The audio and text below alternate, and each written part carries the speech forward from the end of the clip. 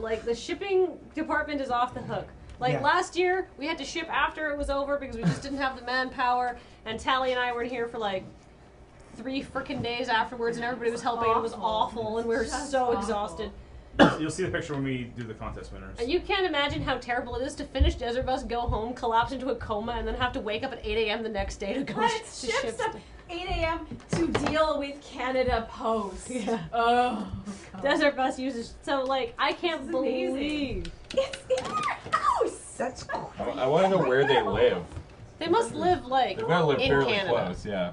No, I think I remember where that one was going, and I don't think it was in country. Usually, from my personal experience, for example, stuff gets to the States before it gets to other places in Canada. God knows why. Well, because they get it out of Canada Post hands and they pass it off to USPS, which is actually competent. Don't say anything, chat. You think they're not, but compared to Canada Post, it's true. They're awesome. It's true. Yeah, it's really true. Like it is. Like some of our guests are like, oh, I could ship it, for you, or I could ship it to you, and I'm like, it really depends. If it's going to the States, ship it.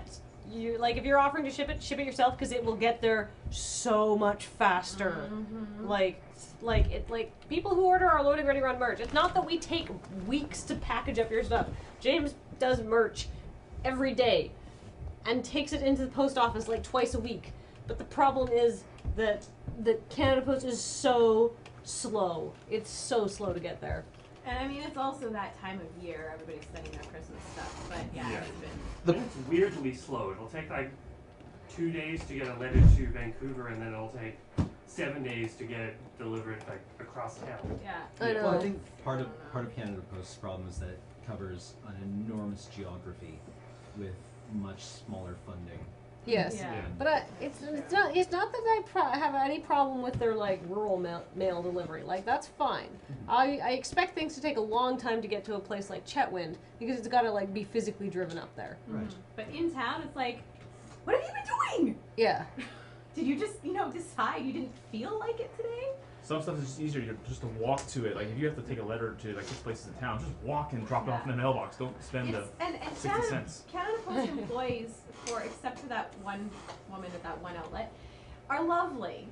It's not the employees, it's the administration. Yeah, it's true. Somebody in the chat says Australia to Canada 2 weeks, Canada to Australia 1,000 years, and it's true. It's we've shipped stuff to Australia, and it's been 2.5 months, and I've told them when it's been 3. We will actually start to worry because I've had stuff take that long to get there on a semi-regular basis. So the weird thing is, I had my iPad shipped up to me up here because I left it down in Detroit at Youmacon, where I came from, and so it took a week to get up here. It stopped at the post office, and apparently they tried delivering it to Graham and Kathleen's place. And no one was there, so I was thinking, okay, they probably left a message or something saying it didn't get delivered. Turns out, there was no card whatsoever. I'm looking on the site, and I'm like, okay, because normally I'm used to, when we missed the mail in the U.S. Oh no, there was a card, and there was? I took it in from our mailbox and put it out on the shelf so we would be able, so Graham would see it. I didn't think that you guys would be going to get it that day. I didn't know what it was, and I was like, I'm not going to leave this in the post box because it might be important, and I don't know how soon we're going to check the post box.